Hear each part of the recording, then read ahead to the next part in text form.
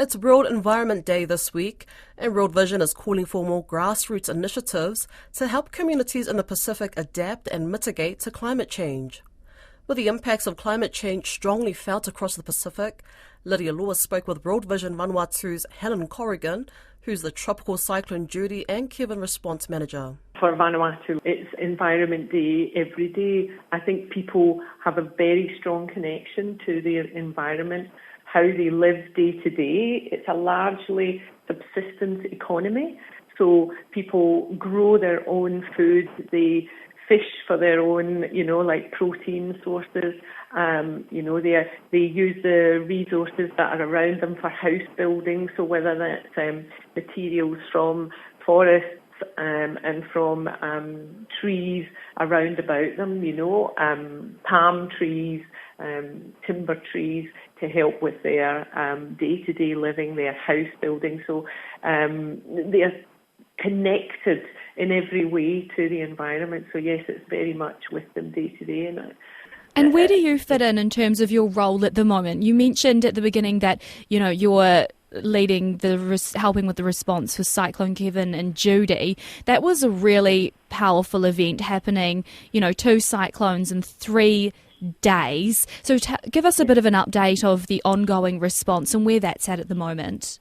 Initial emergency response of distributions, helping those most at need with materials, with helping them to cover their broken down housing or damaged housing, making sure that they're sheltered from the elements, making sure that they are helped with emergency hygiene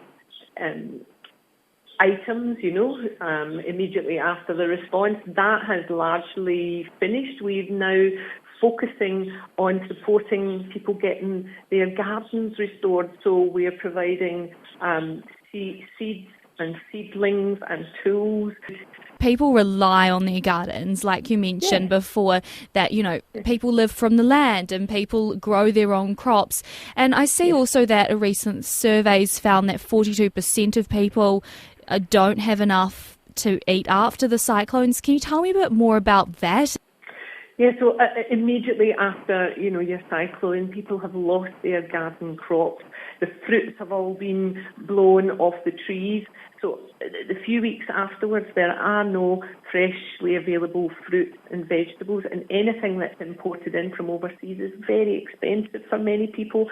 And the most vulnerable are those actually that live in the inner peri-urban communities, so the ones that are closest to us here in the centre where we are in Port Vila. They are often settlement areas that rely completely on their garden produce, and so it's them that this survey has targeted, looking at the situation, and so providing them with the seedlings that they can replant into their gardens, getting those crops regrowing at a time when it's the weather we have rain at the moment, so this is a good time for people to plant these things, means that then they will be able to get back to having those products. We are also, through actually the support of New Zealand Government, also providing a food support program, like a kitchen feeding program for those most vulnerable communities while their gardens are regrowing back. We have a daily feeding program through a local NGO who is headquartered down in those peri-urban settlement areas. It's also, something that could be empowering for communities as well, because, just giving bags of rice to people, and you may not be giving them what they want, but with seeds, it's giving people the power to create their own food.